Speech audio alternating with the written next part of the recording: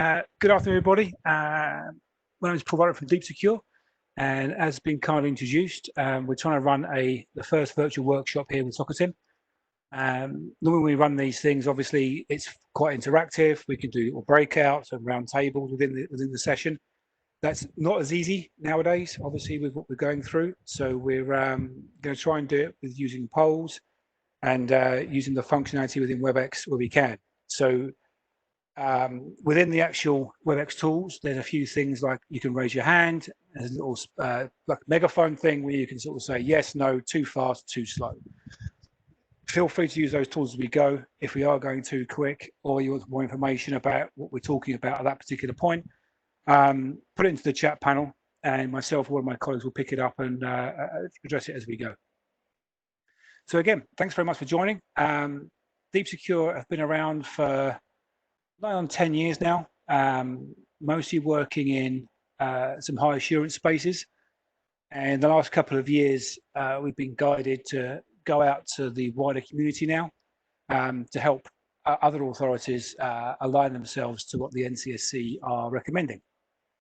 So, a brief outline of an agenda, a quick walkthrough of what the problem is and why we exist, understanding how those risks can be used in an attack. We've got quite a light demonstration highlighting some of the areas around portals and how they are and currently being used, and a little bit at the end because of who we are and what we're up to. So if everyone's okay with that, I will carry on. So first poll we're going to run is just understanding from our point of view, because I can't see you and I can't interact with you directly, is A, B or C. From a technical point of view, just help us sort of guide the conversation today. You can just fire the poll up and put your answer in there. It's about a minute for each poll to give you time to hit the button. None of them are too taxing or too difficult. So once that's done, we'll have a view then of how deep to go into some of the technical pieces rather than keeping it quite light, sort of more informational.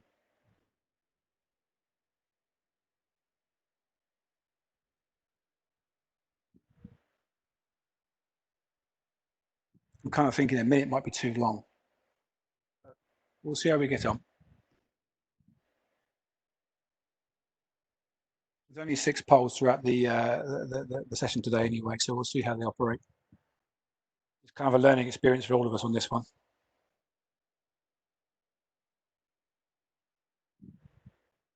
Here we go.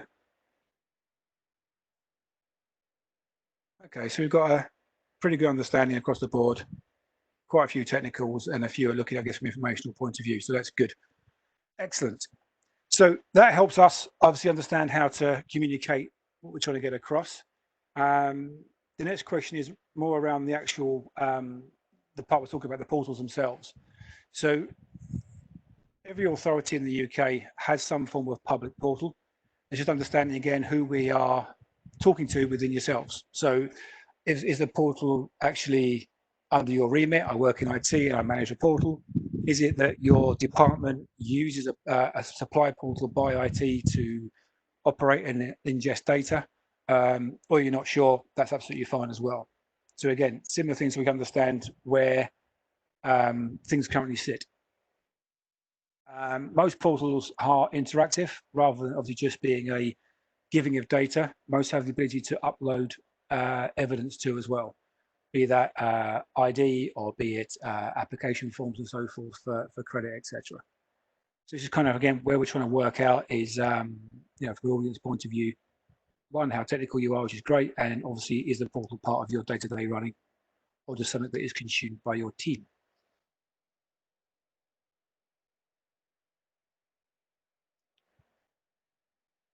And the results for those are?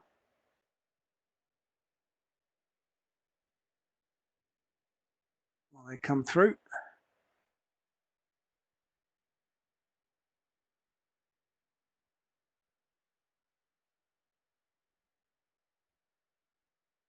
Okay, so a blended mix of really either directly involved or your department will actually use it and utilize it. So, okay, perfect. So, next part of our conversation is where we are. And again, I know you've probably heard this to death in the last, I don't know, 2 decades like I have, but when we are sending and receiving any type of data, there is an inherent risk behind it. Now, ideally, if you're set behind closed networks and don't share with anybody we don't trust, the tools out there right now can put enough controls realistically around things between trusted users and trusted machines. Where the problem comes in mostly is when we're sharing information with the public. Now, the portals we've come across so far are literally open to all citizens. So there's no real controls around where you're coming from. So anyone on the planet can send something, once registered, obviously, and so forth, into that portal. That typically will follow a process that we've come across now, where there'll be a user which will take that content uploaded. So it could be, say, a document that's been filled in, a PDF, Word, etc., demonstrating their application or their evidence around what the service they're looking to apply for. And that is then typically shared within a group of users. And it's that sharing of data from untrusted source where we've come across issues in the past. If we start looking around where tools are currently used and employed, the hard edge piece is kind of moving further and further out now. We've seen quite a large adoption of cloud-based portals being deployed rather than on-prem. So that sharing of data must happen or we can't work. And that's kind of where the risk has come in and been highlighted and where we have come into play. So next question very quickly is back up to the point of the topic is the NCSC. And again, understanding where they are and who they are. So just again, more of a tongue in cheek, but I say a lot of the testing here is for workshops in general on WebEx. So you've got about a minute to answer this one as well, please, if you wouldn't mind.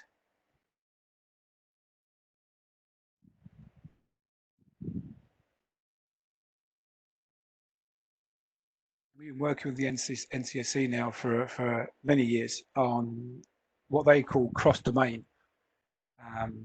And it's some of those tool sets which we've put in place in other areas that the NCSC have liked and worked on, which is then advised us to go back out to, let's say, the wider community at the top of the presentation, just to understand more and share some of that knowledge out there, because the NCSC have done some great work over the last few years on being far more public facing. They've put a lot of advisories out on how things should be done. If you want to do dual factor authentication, or you want to do Wi-Fi, or use Google Chromebooks, they're putting evidence out there now which says that if you're going to do something like this, you should be considering and following these guidelines. Okay, that polls back in. Good, that's the answer I'm looking for. Everyone knows what we're talking about. Perfect. So, as I said before, these guys have got quite a few educational and advice guidelines out there. The one that we are focused on today is going to be their guide for safely importing data. Now, this is what they've recommended to UK PLC, so both public sector and private sector, which is if you are bringing content or data, there's a way you should be doing it, yeah? And depending on your level of assurance you're needed is whether you need to have all or some of the components within this pattern. Yeah, so if you're not aware of it, the URL's at the bottom there. And things like public portals, public facing portals, really should be following the NCSC guidance around how to safely import that data. They work on a zero trust model, which a lot of places are adopting now, where they take anything that's coming in from anywhere as zero trust. Even if I know you and I like you, I'm still not going to trust that content because it could be masqueraded, it could have been compromised, or you could have been compromised and using that account to send me something. So the zero trust is getting banded about quite a lot in the last few months.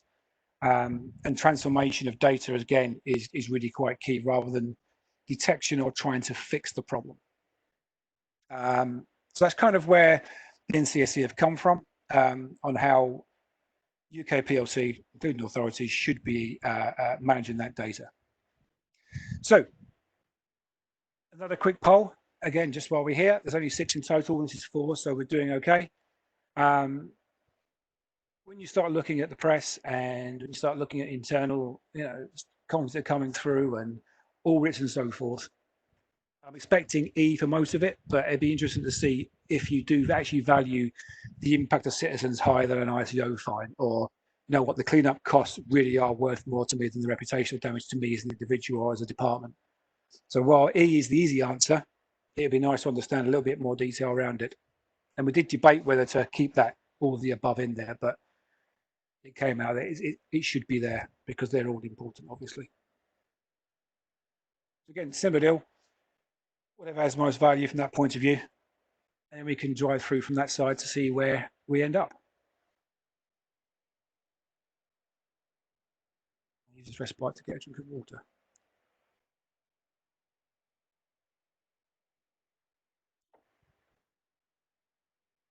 Okay.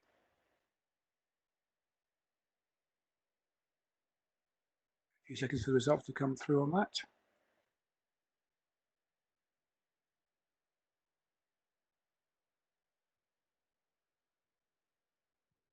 A bit slow on some of these.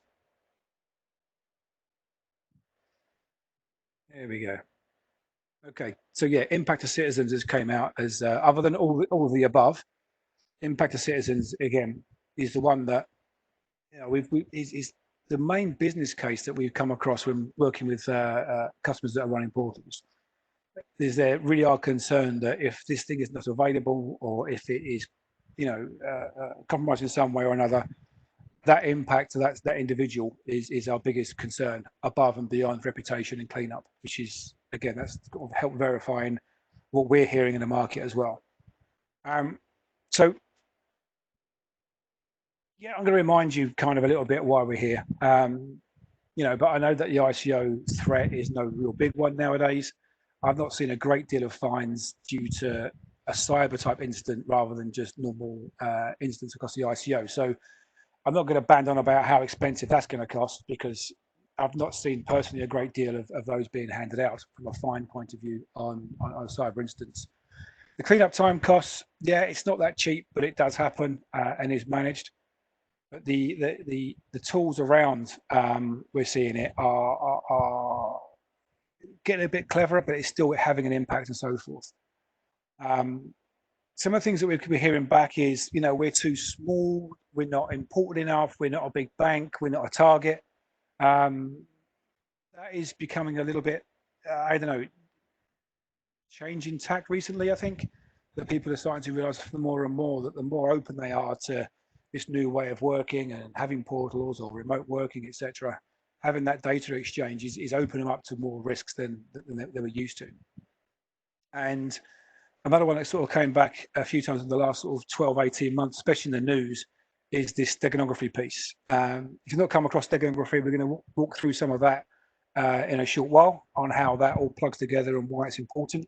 We've seen that in the press quite a lot in the last couple of years as well, coming through as a means of taking data and bypassing traditional DLP type technologies that are looking for particular words or files, etc. So that's kind of a quick reminder about why we're here. And I know I'm sort of the same song sheet as every other vendor in the world, but this is kind of where things are playing right now. As you sort of move in, we're going to run through now a very quick demonstration with a colleague of mine, Aaron, who will introduce himself in a second. It's going to be live. If the demo is going too fast or too slow, again, please use the tools within WebEx to sort of let us know. And we're not trying to be clever here, okay? We're not going to try and demonstrate this really cool way of doing something that's really niche and do a bit of smoke and mirrors. It is live, it is real code, and we're making it very, very obvious. So when we're doing something, it'll be on the screen, it won't be hidden in the background as a service. So again, we're trying to make it as obvious as we can.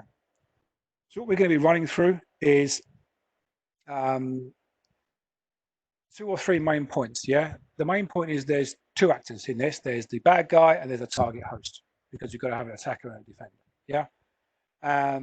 We've actually dropped the demo down a little bit and removed point 2 on there, traversing and so forth. Unless you guys shout out in chat, show me how you do that or how that works.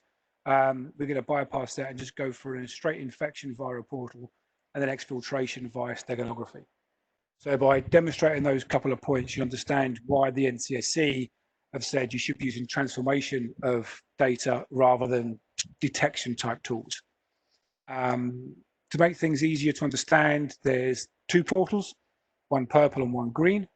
There's two desktops, and they're made very obvious. The attacker looks like an attacker machine, and the target is, I think, Aaron, you've got a nice picture of the Malvern Hills in the background where our office is, so that's nice. And again, don't be afraid to ask any questions in the chat box. So to walk you through, there's two parts. Part one is initial infection. That attack can come in from anywhere, even if you've locked it down to UK or even more local than that. Obviously, the ability to compromise a host from another country is very easy. We'll be uploading an artifact into that portal. And it follows a very simple process where a user will open that file up and extract the data out and put it into a database or into some form of EDR type device. And then the second half of that is, once you've done that, is probably going to use things like Twitter and tools like Dropbox, and this can be replaced with insert any real Web 2.0 application you choose, because yes, people can ban Dropbox and they use OneDrive. You ban OneDrive, they can use something else. There's always some tool that gets missed, and we use Twitter because it's quite fun to demonstrate how that works. And that would be using command and control type tools built into an image, and posted via Twitter, and it'll be live, so you can check on your own Twitter account. It's quite benign. You won't do yourself any difficulties or harm, but demonstrating how that can be used as well. So before we go into that, are there any questions for anybody on anything that was discussed so far? Give that literally 10 seconds before we worry about it. No? Excellent. Right, Aaron, I'm going to pass you the ball. And then you can crack on and show us what you can do. Perfect. So I'll just do a quick intro. So I'm Aaron. I've been at DeepSecure now for a few years. Built this demo really fairly recently to showcase what an attacker can do, as Paul says, remotely anywhere around the world. And hopefully it won't scare you too much. It sometimes is quite a sort of scary demo because people haven't quite thought about the bigger picture and how easy it really is for an attacker to do this stuff. So I'm just going to share my screen. So here we can see that there is one user here sitting in Malvern. So as Paul said, we've got a nice picture of the Malvern Hills as background. And then we have another user. So we have an attacker machine. So this guy is sitting in the US, but realistically could be anywhere in the entire world. So what we're going to do is we're going to first off send a malicious file to a portal that goes direct through a workflow system that eventually pops out in a file store on the corporate machine. So what I'm going to do is I'm going to sign in. So I'm signing in as the attacker, who in this scenario is Joe Bloggs. Could be any person that's applying for universal credit. So I'm going to hit upload. I'm going to upload my malicious file. So here it says it's a universal credit application form. So what's happening now is it's now gone through my cloud workflow and has popped out onto the corporate machine. So if we briefly switch back to the corporate machine, we can see here a brand new document has appeared, and this has just gone direct. So it's not going via DeepSecure or any other protection. I think it's got some standard AV detection on the endpoint, but other than that, there's nothing else that is between the attacker and the corporate machine. So the main aim of the attacker is to go and leak out a document called Do Not Leak. So let me just open it for you. So here on the corporate machine, we have this document, Do Not Leak. And what I'm going to do is I'm just going to edit this for you live. So if we just call this Socitm event.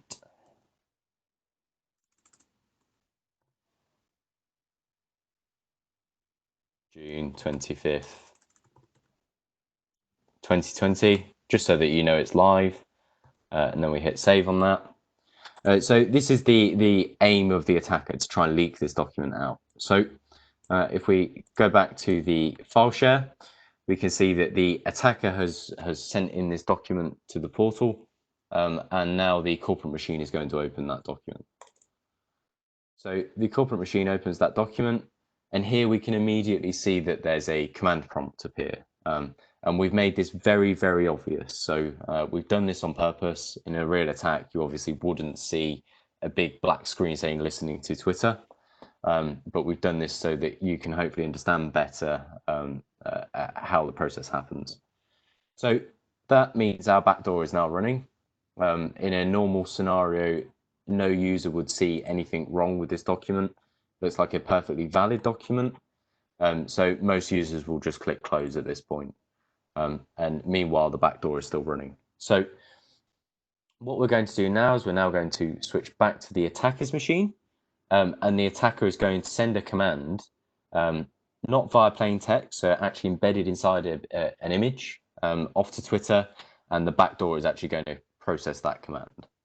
So we're just going to switch back to the workspace, and the attacker has a command prompt here. So the attacker's script is basically going to say, please leak out this document here. So it's saying, please send a message inside an image saying, please leak out this document, and then go and upload the results to Dropbox.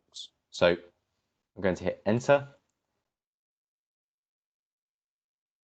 And at this point, we can see that already it's been uploaded to Twitter. So if we go back to Twitter, and then we click on my username, we can see a new tweet has appeared.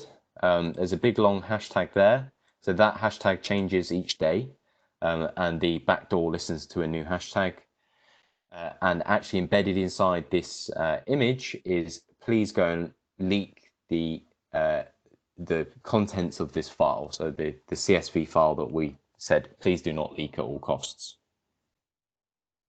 So if we switch back to the command prompt, we'll just quickly try that again. The downloads folder is sometimes open, so that usually means that you get an access denied. So we'll just try that again. Like Paul said, it's a live demo, so it's always interesting. Always is, always. And obviously, you know, this CSV file we're taking, once an attacker's got a hold of a machine in a network, they'll spend potentially 3 or 4 or 5 months traversing the network, collecting the data they want, and putting it in one place to make this part important. Yeah. Obviously, we know that output.csv, bad stuff, do not leak, does not exist on a desktop.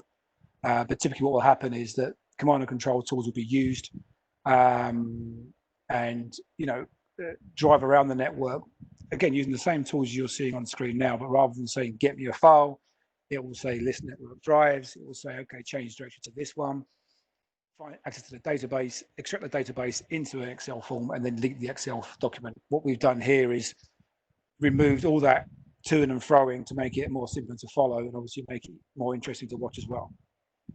Yeah, I think that's exactly what we've done. I mean, we've sort of shrunk down a process that would maybe take days or weeks. An attacker's not going to do all of this at once because it doesn't want any of your network tools to notify of strange activity.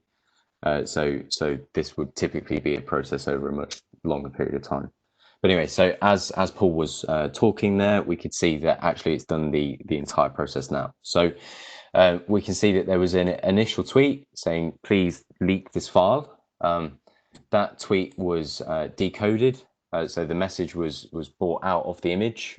And actually that command was executed on the corporate machine. So once that command has executed, basically what happened was the corporate machine uploaded those results of that file to Dropbox. So the file just didn't go on to Dropbox all at once.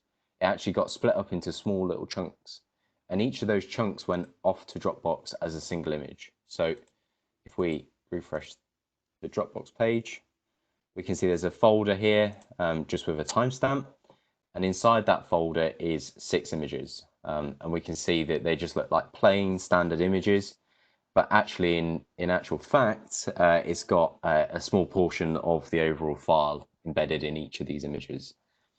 So The final stage of the attack is actually going back and covering up the track. So once I hit enter, the Dropbox folder and the Twitter status have now disappeared. So this makes it really, really hard if you go back after the attack has been completed and you try and work out what's happened. You won't actually find anything because there's no tweets and there's ultimately no images.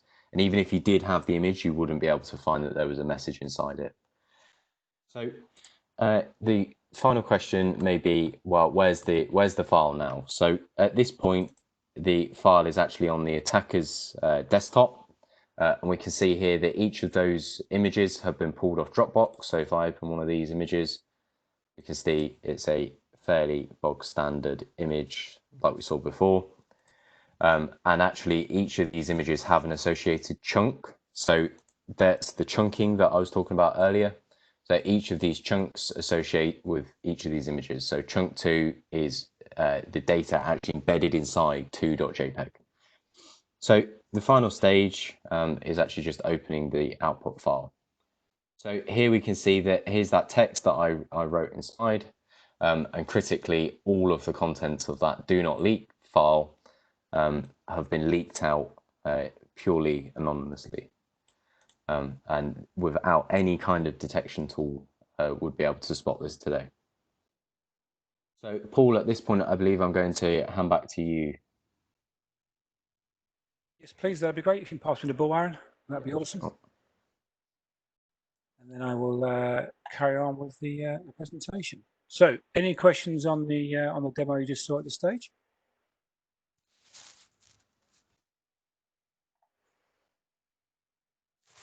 Okay, so another poll for you, and it's obviously quite a loaded poll, but based on your experience, what % of attacks do you think modern detection tools can discover? So this is your AV, your sandbox, your firewalls, your IPSs, etc. This is taken from, you know, 2 different sources of data. One is the publicized information average from vendors. So you take the top 5 AV vendors and their numbers, and then you apply that against things like avtest.org and so forth and what they publish. And then we average it out and we've discovered where it sits, which is, you know, what we expect. So a quick poll on that one. I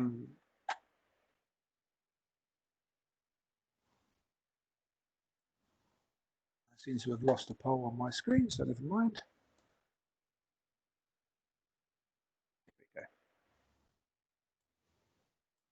So again, based on what we're sold or what we're told, where do you think detection-based tools will sit within your network? I've purposely not put 100% because even the vendors don't state that.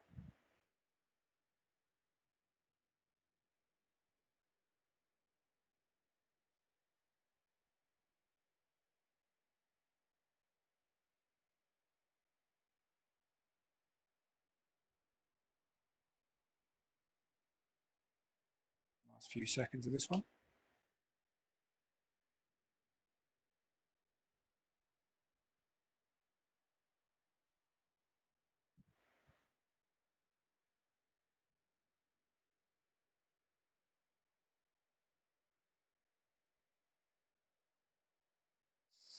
Good. Okay, so let's see where we go on that side. Okay, so we've got the couple down in the E areas. We've got a few around the 50 to 70% mark. Okay, that's kind of interesting what you feel from that point of view, because most of them sit between, if you average everything out, between around 85 to sort of 94% on average on detection. There are some areas which are really down in the 0 to 50. Some types of tools are less effective nowadays in some areas, which gives you quite a large count in that 70 to 84 area. But if you've got a modern day pile of tool sets, you can get around 95% coverage, which only means that 5 of every 100 attacks are successful, which I don't think is right, which is why the NCSC didn't think that either, and why they said that transformation is where things should sit. Now, what is transformation? So again, back a little bit, you've got detection-based tools. So these are our AV, our firewalls, and so forth. Now, these are creating not just false positives, but false negatives as well. So it's also quite a high operational overhead to manage and look after. We look at isolation-based tools, like things like sandboxing, content detection and removal, and browser isolation tools. They're all have a use. Sandboxing especially as a use. I'm not going to say turn off your AV tomorrow because there's a whole ton of compliance around that as well. So these tools are needed, but it's working out where to use them and where the best impact you can get. If you have a sandbox, it should be mostly used for IT to download and write and test things like executables, ISO files, updates, etc. It shouldn't be looking at every single piece of content coming down over the internet via a web browser or via your portal. Where we sit from Deep Secure and where the NCSE have guided us over the years is around threat removal. This is the transformation piece, yeah? What that's going to do is it enables us to create new safe data every time without fail. And I know it's difficult for any vendor to around say we 100% coverage on this, but we do. We've had very independent tests done and so forth on any data coming through your portal that's uploaded. We can put an assurance around it, which is 100% coverage. How we do that is quite simple. We are not looking for anything bad. We have a zero trust approach to everything we see. So from a logical point of view, there is a low side and a high side. The low side is the internet, the high side is your trusted network. What we will do is take in that piece of that artifact, it could be a Word document, it could be a PDF, etc. We will extract the information we want from that and create a net new piece of data to deliver to your user application, etc. So that's kind of where things sit now. And it does enable us to follow that NCSE guidance before. So there's no evasion of this. There's no, we didn't get the DAT file out quick enough, or there's a new threat in the market and we have to wait in between 25 minutes and 2 days for a signature update. Yeah, it's not going to be looking at your sandboxing build and running a bit of code that says do nothing for 9 hours. Yeah, it's not relying on any form of detection whatsoever. It simply doesn't trust it, and therefore it will have a simple approach to rebuild that as a net new piece of content on your high side. Yeah. So from a security point of view, it has that 100% efficiency around it against what's known and unknown, because we don't actually know what the threat is and we don't care. We just simply do not trust that data, and we will always create net new data to deliver to the application or a user. And you can't bypass that, which is, again, back to the whole point of this. NCSE guidance says you should be doing this because they've seen it as anyone to do it as well. The implication from a cost point of view, we've had a few previous customers that have come and helped with their business cases. It removes a ton of SOC effort because it removes a lot of alerts coming through to the SOC, which could be better spent on things that are more important. There's no feeding and watering needed. It doesn't need the internet to do lookups for checks. It doesn't need you to regularly install new detection files or filters. Once you configure the simple user interface to say, you know what, any content that comes through here, transform it all for me and put it here afterwards, that removes that threat today and tomorrow as well. So the performance-wise, again, there's different ways you can deploy this piece. The one we're going to talk about today is all cloud-based. It's all done via APIs. There's no sort of heavy lifting or VMs to run. And again, the reason the NCSE like this particular installation is because it's memoryless and it's diskless. There's no residual data anywhere. As soon as it's been transformed, the whole thing is trashed and rebuilt for the next piece of artifact, be it yours or somebody else's. Yeah. So there's no residual data anywhere in regards to, well, where's my data and who's storing it? It's zero on that front. But we can do on-prem. We can do AMIs or Dockers or VMs, etc. on-prem, depending on what your portal looks like, if it's on-prem or cloud-based, etc. But most modern portals have got some form of front-end application that does support APIs, so it's very easy to call off over that connection as well. So that's kind of where we come from and where the NCSE have come from in regards to this import of data. So last poll of today. Where do you think, if you were to follow the NCSE guidance, personally, you feel it would be beneficial to you as an authority? Again, A, B, C, and E, because you know what, I didn't type it properly. So a very quick poll on that side to see, really, do you guys see any value in the NCSE guidance and what we have to offer, really? And then we'll go back into how you'd use the product and what it looks like. And that's going to take more than a couple of minutes as well, which gives us a nice bit at the end for some Q&A. So last few seconds on this one to come through.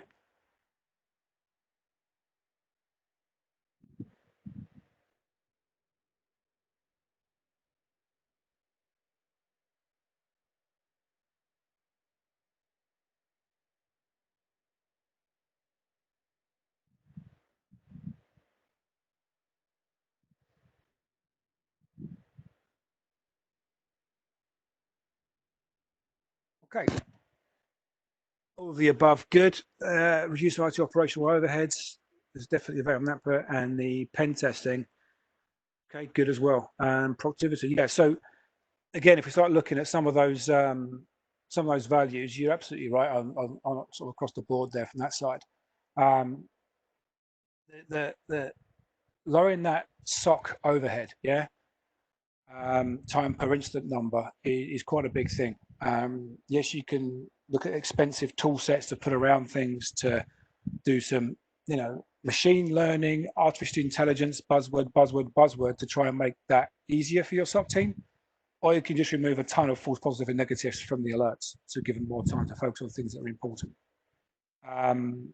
Yeah, again, the ICO find things, again, not a big thing, because not, again, like I said at the top of the workshop, there's not many ICO fines being given out, to be honest, around to local authorities. Other companies and private sector, absolutely, but I think they've been very, very pleasant towards the UK government, especially. But following the NCSE guidance, you are doing everything you could have done to prevent it, which does have a massive impact on that particular issue. And again, the pen test audit thing, we've had a few customers that have gone through that and then came back afterwards. We had one customer that went to the NCSE at the outset and said, we want to do this in Amazon, in the cloud. Can we do this? Can we have permission to do so? And they said, yep, as long as you follow this pattern. So we did that from day one, which made it easier for the other customers that have already deployed some form of portal in the cloud or on-prem. Are sort of saying, well, how do I now fit this in? And because of the API support or ICAP support, etc., there's easy ways to do that. So again, those pen test audits are 100% clean, because again, we've removed that as a routine. And obviously, if you do all the above, then yeah, you've got less time being spent on cleanups and more time focused on digital transformations, which is what we all really care about. So the last bit is exactly the same as before. This time, we've put in the transformation engine within the portal. We've also put it in around the proxy as well. What this means is that the proxy can support transformation for content as well, so downloads and so forth. So exactly the same as before, but the two different things are transformation within the portal, protecting the portal and the application process behind it. And if, unfortunately, there is already command and control stuff taking place within the organization, the ability to drop this in and remove any future leaks. So, Aaron, I will pass you back the ball. If you could just very quickly fly through that part, that would be good. Sure. Right, so we're back at the commercial machine that you will recognise from about 15 minutes ago. Again, exactly the same as before, except this time when we go back to the attacker machine, we will see that actually the attacker is going to try and attack the portal in exactly the same way as before, exactly the same document as before. But now we're actually going via our API service before delivering that file into a file share. So I'm going to sign in as the attacker again. Exactly the same as before. Hit uploading supporting documentation.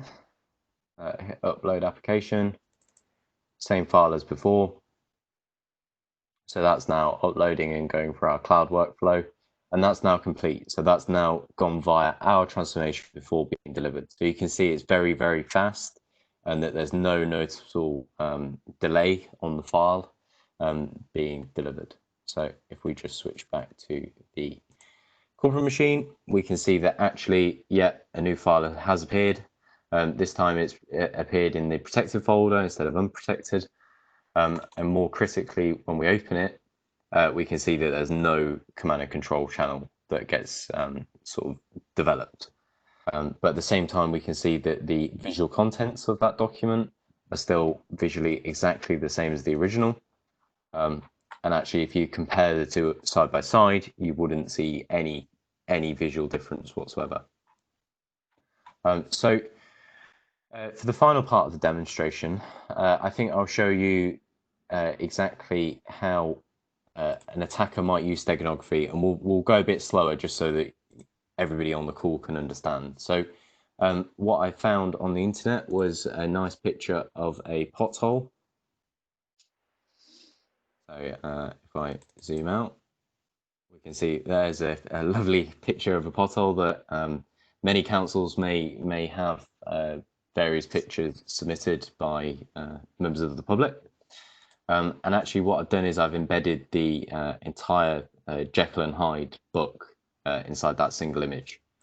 So what I'm going to do is I'm going to run a little toolkit that we created that will actually go and decode the message from an image. So I'm going to select the image.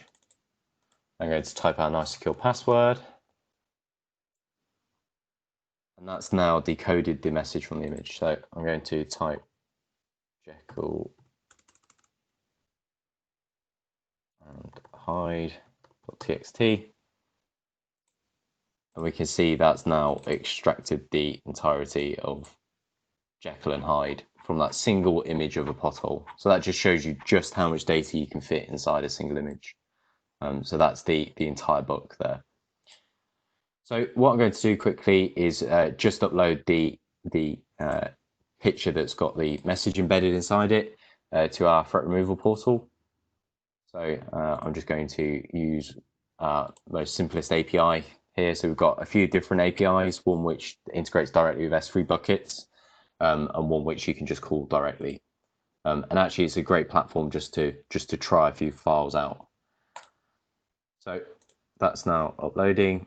We can see as quick as that, it's transformed the image. So if we download the transformed image, and then we try exactly the same decoding process again. So we're going to hit decode, and then just go to our downloads and open that transformed pothole image and type exactly the same password as before. We can see the decoding process takes place, except it can't actually find a message embedded inside the image. So we've removed any traces of steganography or any traces of the message inside the image. Perfect. So Paul, I shall hand back to you. Absolutely. Thanks for that. Yeah, no problem.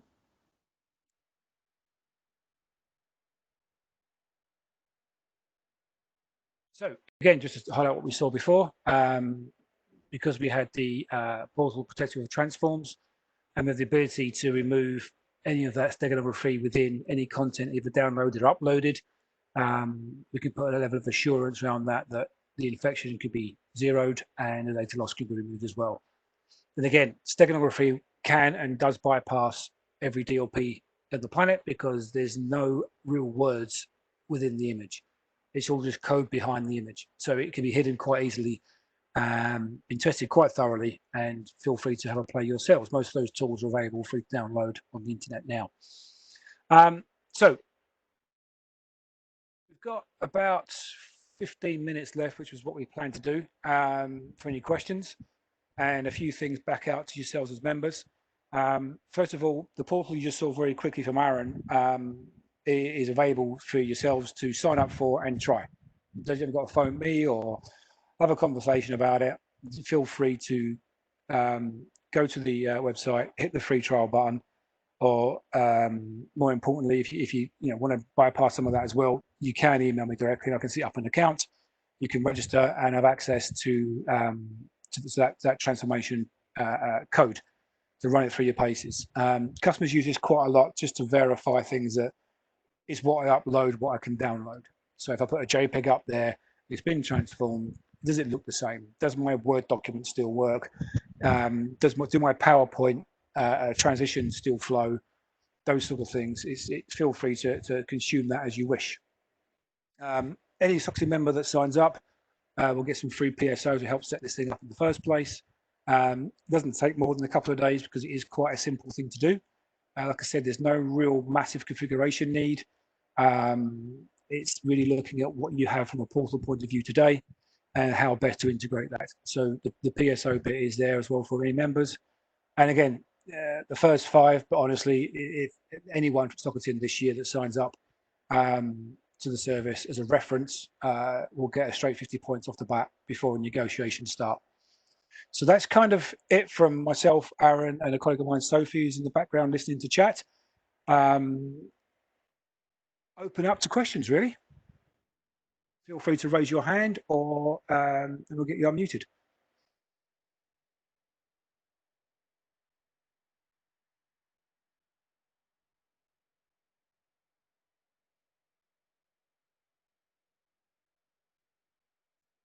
Someone needs to be first.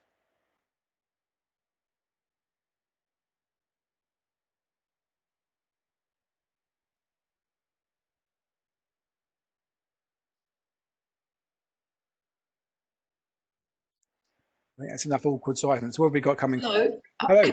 Hi. So I've asked a question in the chat. I don't know if you can see it or if Sophie can. I'm Nadira. Hi, Nadira. Hi. Just really keen to understand the process of the transformation that you've talked through and whether or not any of the functionality or any alteration to the data takes place through that process that you've just described. Okay. Good. So things that will, so there's a couple of things that won't come through. Yeah. If you've got a digitally signed document, yeah, and typically we've seen less than 1% of all content is signed properly, will be removed because obviously we are creating a net new piece of content on that high side. Yeah. So Yeah. the hash is going to change. So what we'll do there is we have the ability to sort of log, for instance, the original hash and the new hash, so you can do some correlation down the line. But if you have a signed document or something like that, then obviously that will be negated. Yeah. If you send a zip file through that's got an executable in it and a Word document, we would transform the Word document, put it back in the zip file, and there'll be a redacted.txt saying we removed the executable because that shouldn't be there in the first place. As far as functionality is concerned, there's a few bits in Excel sometimes if you've got some 3D charts might become 2D. But other than that, the rest of it will sort of flow through quite nicely. So your PowerPoints, your Word, your JPEGs, etc. The transforms are pretty much pixel perfect. And does it add any more delay in terms of the actual process? So behind the scenes, is it adding more time to? Okay, so yeah. So again, if you, it's normally less than a second for a transform. Oh, right. Because we're not looking for bad stuff. Yeah. We are not scanning the file. We've got that zero trust approach. So we just basically take that in. We assume it's bad. We don't trust it, and we just straight away do a transform to a net new piece of content. Yeah. If you send through a 5 meg PDF, you know, less than a second later, it's available to use and read and play with. Yeah. This is where customers have sort of removed their reliance on sandboxes that could take anything between 2 minutes and 8 hours sometimes for a response back for things as like content or structured data. Obviously, the executables and so forth and ISOs will still need to go via sandbox. I'm not advising you don't do that, but it can remove a lot of the need of the heavy lifting piece because we are sitting basically in line with the application flow and we're not looking for anything bad. Okay. And finally, really from my perspective, just on the basis of the promotional offer you've just given, Paul, are you familiar with any local authorities or public sector organisations that are using this capability? Or are you Oh, you are. Okay. Yeah, so the customer I mentioned before, they're actually a reference as well, but it's not been published yet because they're still releasing it. And the Scottish government have created a new Revs and Bends platform. Yes, I'm familiar with that. Yeah, all in Amazon. Yeah, which is groundbreaking stuff, right? I mean, to do that in the cloud is literally groundbreaking. And they're using us to ensure that any content uploaded to that portal is transformed and delivered safe. So there's no need to worry about sandboxing, antivirus, and so forth. It's all going via our technology in the cloud as well. There's a perfect example there of a public portal using our stuff. And are you going to translate that into some kind of a case study for wider consumption? Absolutely, yeah. Okay. So there's an anonymous one right now on our website, but we're working with their publicising side and so forth. But it's almost live. We're just doing the last little creaks out of their own side of it. Our bit's doing its job, which is great. But once that's fully live, they've already agreed to be a public reference and case study for us. So as soon as that's out, we'll get it sent over to Socitm to then send out throughout to the members. That would be really helpful, Paul. And do you know what the timeline might be for that? I'm hoping in the next 6 to 8 weeks. Okay, that would be really, really helpful. So it was deployed, beginning of the year. Went through its initial sort of beta testing with a certain group of citizens. It's now been rolled out further. But yeah, it is groundbreaking what they've done there. And to get it approved for use for public data is just amazing. I mean, fair play to them doing it. Yeah, and from our perspective, the more best practice we can cite and showcase to our members, the art of the possible, the better. Absolutely. Thank you. That's been really helpful. Good. So we've got a few questions come through on the chat. If I could try and work out how to actually see that, that would be useful. So I can't see it on my screen, which is a shame. Right, here we go. Bear with me, callers. All right, so if you're going to go with what you sent me, so I can see them now. Good. So Lee, answer around your peeps around outsourcing to ICT provider. The cost profile is different. Yeah, again, fair enough around that side. Again, understanding what that service offering is, and is there a way to have them assure that what they're delivering you is actually following the guidance from the NCSC, then that will help you from a compliance point of view as well as you move forward. Next question came through. Again, it's disappeared again. So bear me a second and I'll try and work out where that's gone. For some reason it disappeared. There we go. Right. Now, working on platforms such as Teams and so forth. Statement back and forth between internal and external contributors. How could this be secure file transfer in Teams? Okay, yeah. So the Teams falls into the same bucket for us as 365 in general. So be it email, be it SharePoint, be it OneDrive, be it Teams. Microsoft have recently, in the last probably 12 months, started opening up their API further. So now companies like us to integrate into their flows. So the first thing we are hitting right now is email. Obviously, that's quite a big vector for everybody. Obviously the web vector portals and downloading of content via the internet. The other one is email. While we do have an email solution, most customers are moving towards a 365 type solution. So the APIs within that allows us to hook into the back of that and do transforms of any content as attachments as email. That's our first point, and we're currently having that in alpha internally and testing that right now. But as we move through that, other things will come on like things like OneDrive and SharePoint and Teams and so forth. So I hope that answers your question, Stuart. Mr. Boniface, long time no speak. What's the login facility? So you're right in some respects, because the login facility is different to what we're used to. Because we're not hunting for stuff, there's no nice alerts that say, hey, found bad stuff and I stopped it. Yeah, it just, what you tend to do is get less alerts coming through on the internal network because we've removed the threat. Now the login that's in there are things like transformation success, failure, logins, authentication, process, etc. I'm more than happy that anyone that wants to go into the nuts and bolts of this to run a separate session, to go through the application itself and the ability to sort of do logging and alerting around that, on not just on what I've done, but also how I'm behaving. Am I running hot? Am I running cold? Memory, disk, etc. Depending on that side as well. But yeah, so the login is there, can send off via syslog or and so forth as needed. But what it's not going to produce is an alert that says, I found something bad. I discovered steganography. All it's going to do is assure you it's been removed.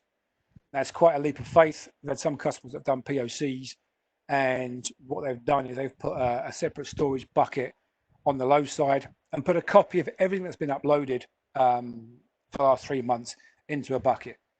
And then what they then do is run their DAT file against that bucket from 3 months ago and from today. And they say, right, 3 months ago, we detected 10 things. And 3 months later, we detected, 18 things. So it helps demonstrate the value around that gap.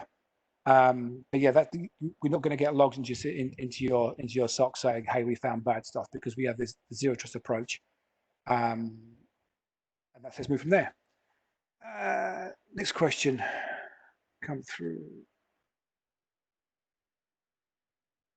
Okay, no problem at all.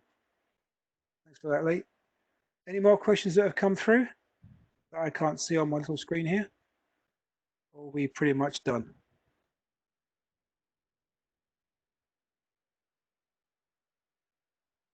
Okay, so we're top of the hour. We've finished 2 minutes early. Oh, so very good. Okay, no problem at all. So yeah, so we've got 2 minutes left over. I think that's pretty much bang on time. So we've done our job correctly as well. I do hope it was useful for you and interesting. If you want to get in touch, feel free to reach out to Amy for my details if you haven't got them already, and we'll go on from there. But again, thank you all for your time and taking an hour out on this hot afternoon. Amy, back over to you.